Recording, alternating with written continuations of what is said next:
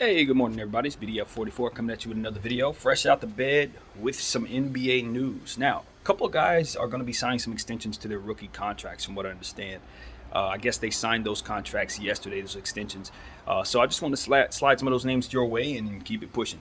All right, Kevin Herter signed a 4-year, $65 million extension with the Atlanta Hawks. So they keep their sharpshooter. Very, very good decision there.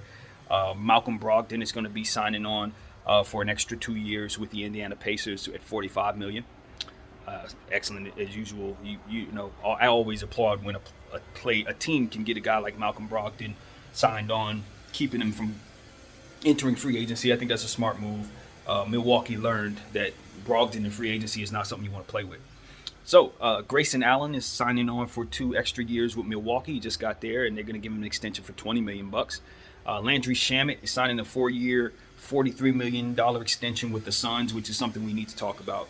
And Daniel Gafford is signing a 3-year extension with the Washington Wizards worth $40.2 million. And I like Daniel Gafford a lot. So these are contracts, and we talked about this yesterday as well, as with Jaren Jackson. He signed a 4-year, I believe it was 105. THT also signed one. I don't remember what that was on the framework there, but we're seeing these deals that we're talking about where teams are just trying to lock up players that they know they believe in, players that they want to lock up, players that they know they can get for a discount now, who are probably going to be major discounts at the end of those contracts. So rather than have these super duper contracts that end in like the highest peak, these contracts will end with the players likely being worth more, a lot more in some cases.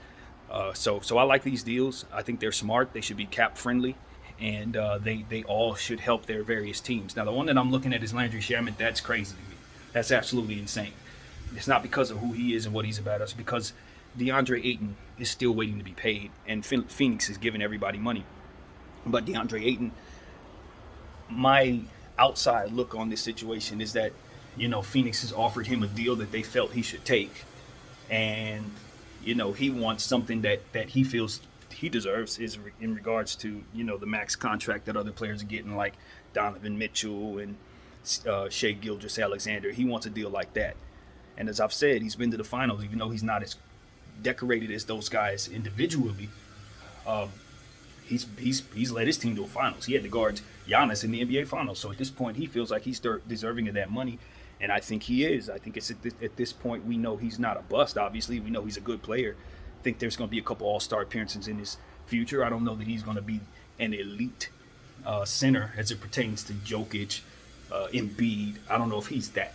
But I can tell you he's right underneath that, and that's damn good. So, yes, he deserves his money. I don't know what the Phoenix Suns look like without him, but they're definitely not better. And, everybody's getting paid with him. It's not good to me that you're paying everybody but this kid. Bridges got paid, I think it was 90 mil 4 years earlier this week as well. He's a part of this conversation. So it's like, where does your young stud center get paid? When does this happen? And apparently they don't have his money on the table for him. Apparently they're not going to offer him what he's deserving. So at this point, the conversation now shifts to how long will DeAndre Ayton be in Phoenix, and will his name start coming up in these Ben Simmons, John Wall, Kyrie Irving conversations? Because at this point, he's yet another disgruntled superstar on a huge contract that can be moved for one of those guys. So at this point, suddenly, now Philly can start dreaming of maybe having DeAndre Ayton as a part of what they do. Even though they already have Joel Embiid, I can think of worse problems to have, believe you me. But they can also, maybe swing a 3-team deal to where they'll, maybe get back the requisite amount of value for Ben Simmons. Ayton can go to a third party and they would get something else. So you could start seeing how Ayton may be a part of whatever deals get done for these various guys that may be on the move. Ayton, Wall, Kyrie, Ben Simmons. You could see a 4-team swap right there and just fix everybody's problems.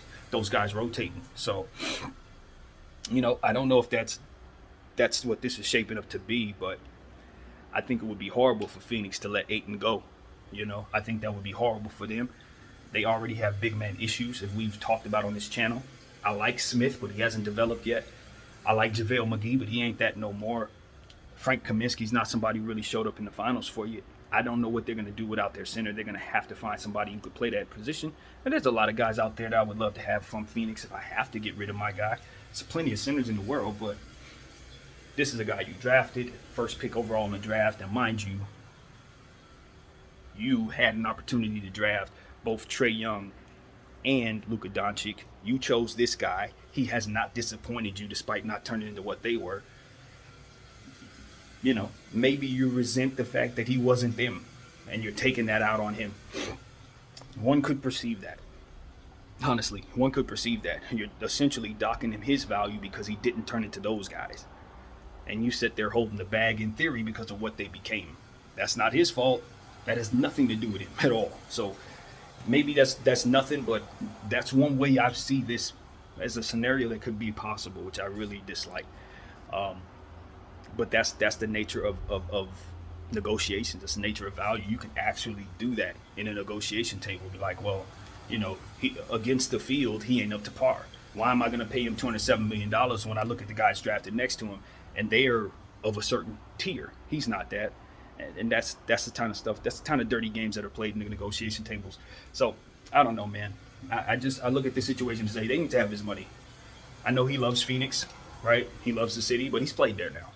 He's gotten them to a finals, you know what I mean? For all of those who are thinking they can leverage that against him, because we talked about that on this channel, if they want to leverage the fact that he loves Phoenix against him, he's played there now, got his dream done, he got the team to the finals, did everything he needed to do in the Phoenix uniform. If you don't have his money, he'll find another place to play, you know? And he will take it out on you for the next 10 years. As I've called him the best conditioned center in the league. I really believe that. He looked like he was in the best shape of any one big man in the league last year.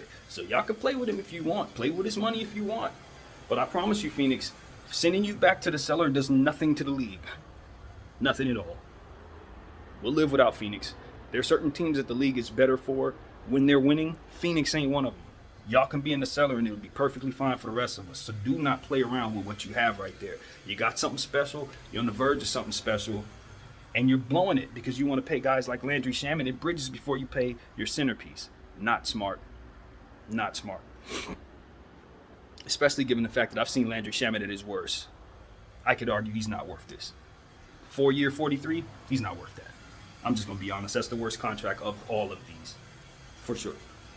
So, take it for what it's worth, man. I'm not here to down nobody or talk bad about nobody. Congratulations to these guys and their families for getting paid and getting their money. You know, I don't have that in my heart. But what I'm saying is, when you're trying to build something, you look at what Phoenix is doing. You know, it doesn't look good. I can say that much. It doesn't look good. You know, and two, for what it's worth, it just seems like these stories come around just at the right time for the NBA to promote what it is that they do. And some of the stuff just seems like it might be manufactured. Some of this stuff is just unnecessarily manufactured so that there's stuff to talk about, so that you'll pay attention to the NBA. Because they understand over the last, 8 years, 9 years, maybe even longer, since LeBron came into the league, narratives are what ultimately sell the brand. Not necessarily the players or anything else. It's these narratives. So sometimes they just pop up and you're like, okay, now why is he upset? And it's like, okay, why are they doing this to him? It's like, oh, so they can have us talk about it. So I wouldn't be surprised if the Ayton situation is that and he ends up staying with the team for an amount that's not so bad, because this just seems like another, I don't know, just fortuitous narrative to have us talking. At any rate, whatever the case may be, I hope Ayton gets his money. And if he ultimately finds himself unhappy, just like I feel with every player who finds himself unhappy, I hope he gets out of there. I'm not one of those people who think these players should stay in these bad situations because they sign contracts. No, if you're in a bad situation, you need out of the bad situation. Now, do you have to make up for the contract? In some cases, would it be fair to even give the contract back? Depending on the situation, honestly, because at the end of the day, they are paying you to play. And that's the argument everyone uses against you. Well, you're paid, so if you're going to be in a bad situation, you know, they're going to pay you to be in it. That's essentially what the contract is. So if you don't want to be in that situation, the chances are you probably shouldn't take the pay at the end of the day. So that's what it comes down to. But I do want these players out of those situations and to be able to receive their pay at the same time, if there's a such thing, for that to happen. If there's a such way for that to happen, that's what I'm about. So that's what I got, man. Can't wait for the season. I think it starts today, if not today, tomorrow. So we're very, very close. I know that for a fact. And go check out the talk series, man. I finally finished the Rocket video. It's not coming. It's there. So thank you guys for supporting me, BDL44. I'm out.